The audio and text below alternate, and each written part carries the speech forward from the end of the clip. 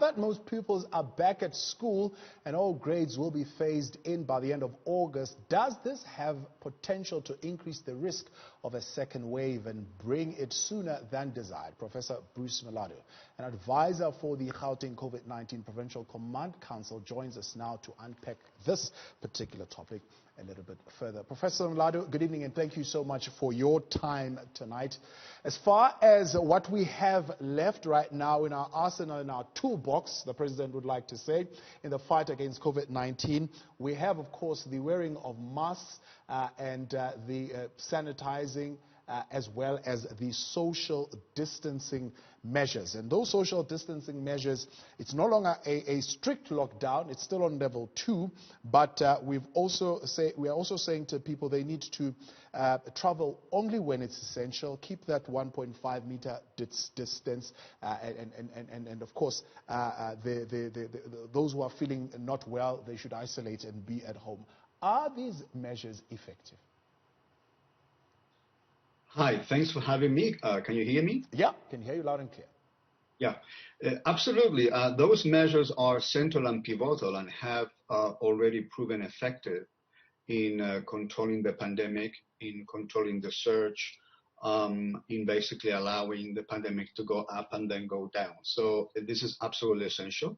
As already the President indicated a while ago, the situation has become more complex in that now we have more people that can potentially participate in community transmission. And as a result of that, there is no reason whatsoever where we should walk away or relax or exercise these measures less than before. Yeah.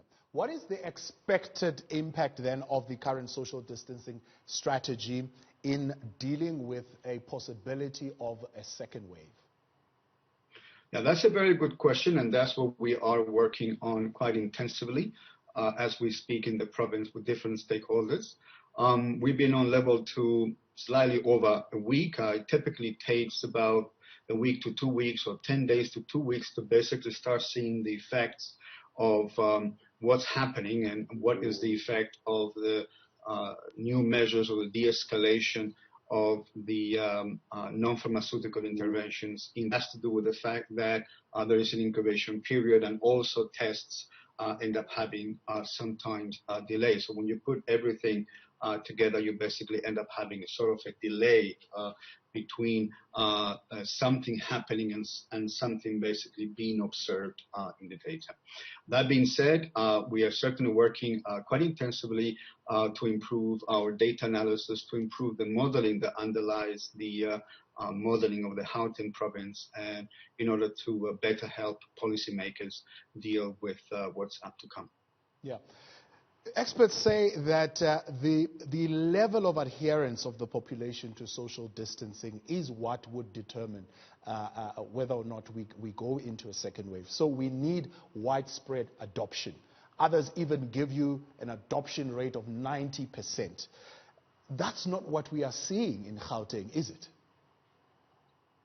Okay, that clearly is the crux of the matter. This is a very complex question to assess and to estimate and give a number to. That being said, in anticipation of the fact that adherence to social distancing, the social aspect of interactions is the driver of the pandemic, at the Gauteng province, we decided to strategically develop a model that would learn from the data.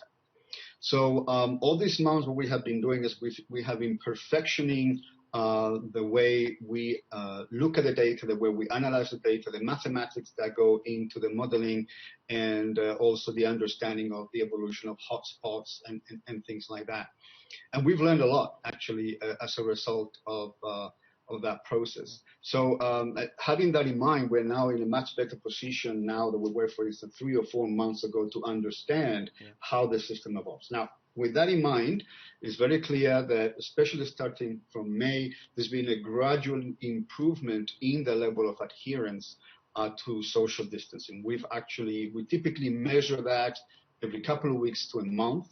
We get data from the Gauteng Department of Health that allows us to assess and to estimate from the data that level of adherence. So far, it's evident that the level with which the population is adhering to social distancing has improved when you compare July to May.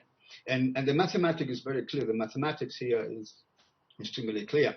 In order to be able to keep pushing the peak of the pandemic further and further, it is essential that the improvement of that adherence has to be better or faster than the relaxation of non-pharmaceutical interventions. And so far, it's been the case. What's your optimistic scenario here of a possibility of a second wave in Gauteng? We're likely to see it November, December, or next year, January? Okay, so we are in the process of readjusting and recalibrating the model. We do that typically towards the last week of each month.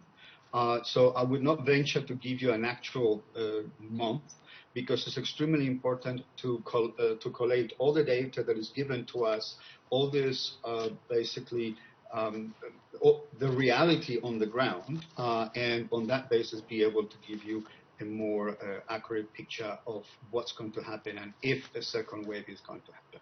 We typically do that towards the end of each month, and then through the Office of the Premier, we convey this to the population and media. So I would not venture that right now, because we have accumulated quite some data we haven't yet analyzed, and that may be critical to the understanding of the size and the timing and the timeline of a possible second surge. Professor Bruce